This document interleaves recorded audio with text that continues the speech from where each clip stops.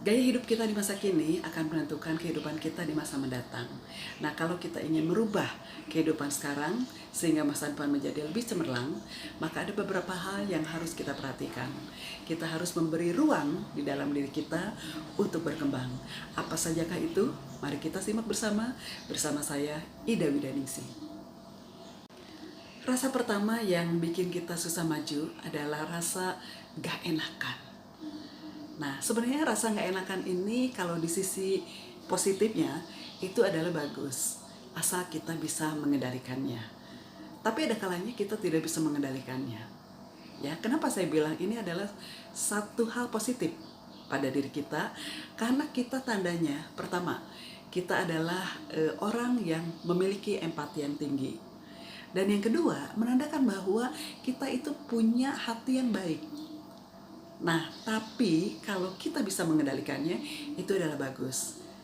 Nah, banyak masalah terjadi ketika kita tidak bisa mengendalikannya. Bila kita tidak bisa mengendalikannya, maka akan berdampak buruk kepada diri sendiri. Kita menjadi orang nomor dua. Kita mengutamakan orang lain dan mengorbankan perasaan diri sendiri. Awalnya sih bagus, tapi lama-kelamaan kita menjadi tidak percaya diri. Yang kedua adalah perasaan pasrah, perasaan putus asa, tidak ada semangat hidup. Ya sudahlah, memang sudah ditakdirkan seperti ini, pasrah saja. Tapi tahukah bahwa kita dibekali dengan pikiran, akal budi, dan juga tenaga yang bisa merubah diri kita menjadi lebih baik.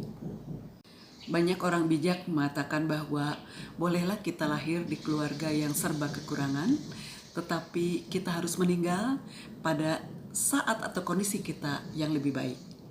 Oleh karena itu, kita tidak boleh merendahkan diri sendiri. Kita harus menghargai pemberian Sang Pencipta.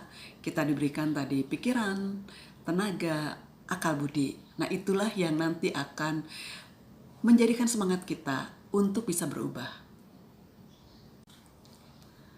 Pasrah bukan artinya berserah, beda artinya. Kalau pasrah itu tanpa usaha ya sudah nerimo saja. Tetapi kalau berserah, kita berusaha dulu, nah baru kita serahkan hasilnya kepada Sang Pencipta. Nah itu bedanya. Jadi kita haruslah berusaha dulu, baru kita berserahlah kepada Sang Pencipta. Yang ketiga adalah emosian. Nah, emosian ini, wah ini sangat konotasinya negatif ya. Jadi kita mudah marah, mudah tersinggung, gampang tersulut. Nah, kalau kita merasa seperti itu, maka kita harus waspada. Ya, kita harus menghindarkan atau harus merasakan bahwa itu adalah hal negatif. Nah, ingat, kalau kita sedang emosi, maka kecerdasan kita mulai menurun. Sehingga banyak tindakan-tindakan yang nantinya akan disesali. Nah, kita harus ingat itu. Manusia ini memang unik. Kadang kita ingin berlari cepat, tetapi ketika diberikan masukan, nah bahkan itu yang menjadikan kita mudah tersinggung. Nah, sehingga itu yang menghambat. Padahal pemberi masukan itu inginnya kan kita cepat maju. Makanya dia beri masukan. Tapi karena kita emosian, menjadikan itu menjadi tersinggung, baperan, bahkan jadi membenci orang tersebut. Nah, harusnya segala jenis masukan kita terimalah dengan hati lapang dada. Yang keempat adalah merasa rendah diri. Kadang-kadang kita sering dengar celutukan orang, aku mah apalah atuh. Nah, padahal itu adalah permainan pikiran. Pikiran itu bisa diprogram. Jadi janganlah kita isi atau kita racuni pikiran-pikiran ini dengan berbagai makanan-makanan ataupun racun virus-virus yang negatif. Nah, marilah kita ciptakan atau kita masukkan pikiran ini dengan pikiran yang positif, pikiran yang membangun. Manusia itu unik dan istimewa.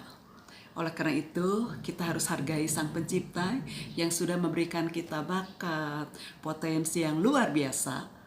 Oleh karena itu, kenalilah diri kita sendiri, apa yang bisa dikembangkan dari diri kita. Rendah hati boleh, tapi rendah diri jangan. Nah, perasaan yang kelima adalah moodian. Nah, kita kadang mengerjakan sesuatu, aduh tunggu moodnya datang dulu.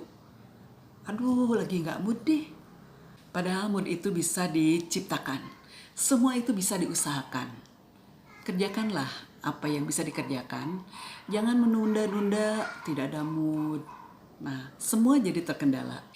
Jadi lakukan apapun bukan karena sekedar mood-moodan, tetapi karena ketekunan dan keterampilan.